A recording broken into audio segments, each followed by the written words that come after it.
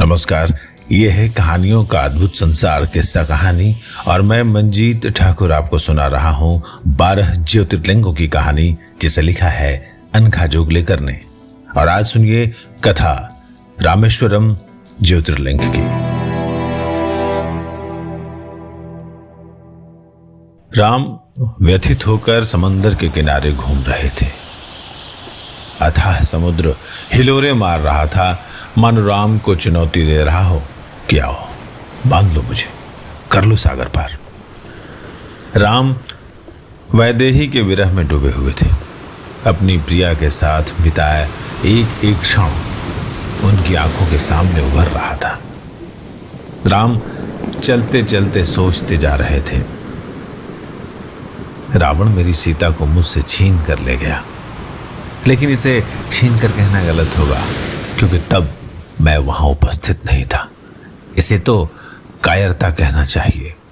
मेरी अनुपस्थिति का लाभ उठाकर सीता के अपहरण में कैसी वीरता, और अनुपस्थिति भी कैसी, ये तो मायाजाल रचकर करवाई गई थी।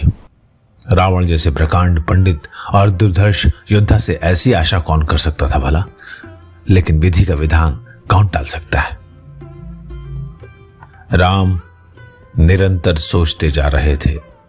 नल और नील उनके साथ चल रहे थे। उन्हें अपने बाहुबल से समुद्र से मार्ग छीनना था, लेकिन कैसे। सागर किनारे घूमते हुए सुबह से दोपहर हो चुकी थी। न राम ने अन्न जल ग्रहण किया था और न ही नल नील ने। उन्हें भूख प्यास का स्मरण ही नहीं रहा।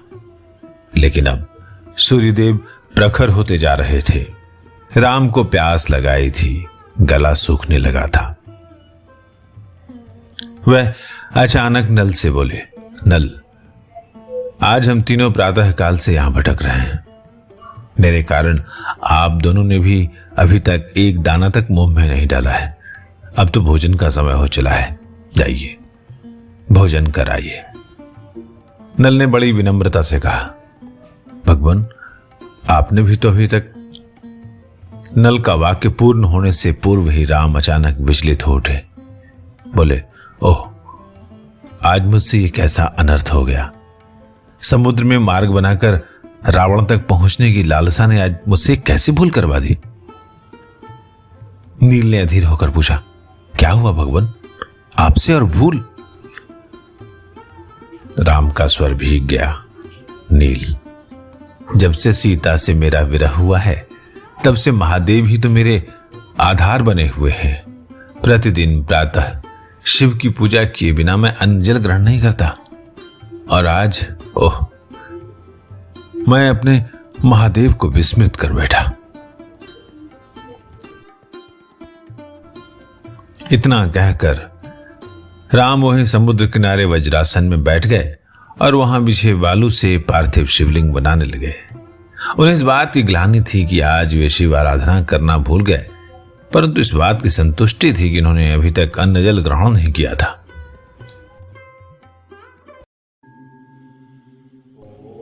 राम समुद्र किनारे रेत से बनाए पार्थिव शिवलिंग की पूजा में लीन हो गए। उन्हें समय काल का भान नहीं रहा।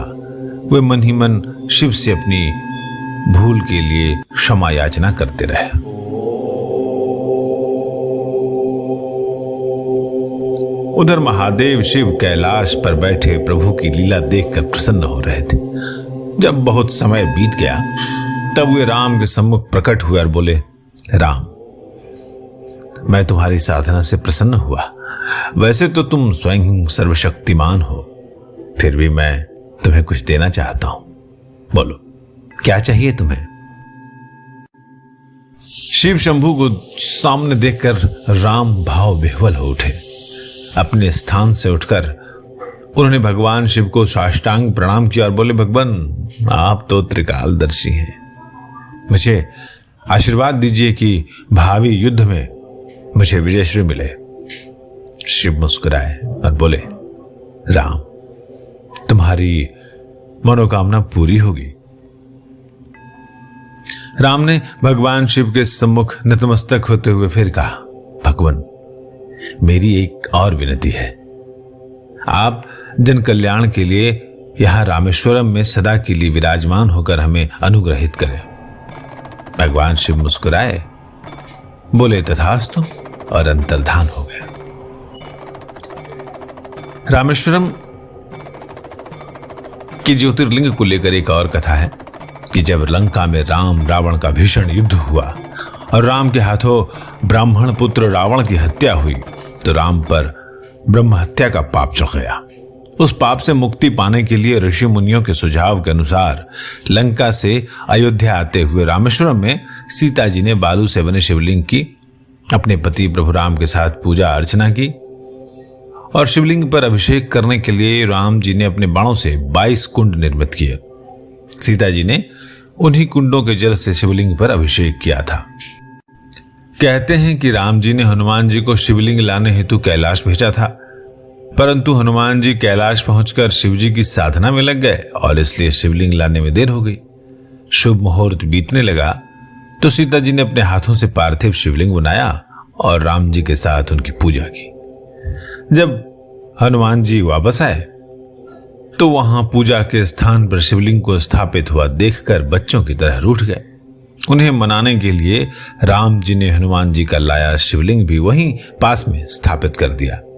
इसलिए रामेश्वरम में पास पास 2 शिवलिंग अवस्थित हैं और इस तरह महादेव शिव रामेश्वरम में 11वें ज्योतिर्लिंग के रूप में सदा के लिए विराजमान हो गए। श्री राम द्वारा स्थापित इस ज्योतिर्लिंग को रामलिंगेश्वरम भी कहा जाता है। जैसा आप जानते हैं, रामेश्वरम भारत के दक्षिणी छोर पर स्थित है और हिंदुओं का बहुत महत्वपूर्ण तीर्थ है और चेन्नई से लगभग 400 मील दूर रामनाथपुरम में स्थित है।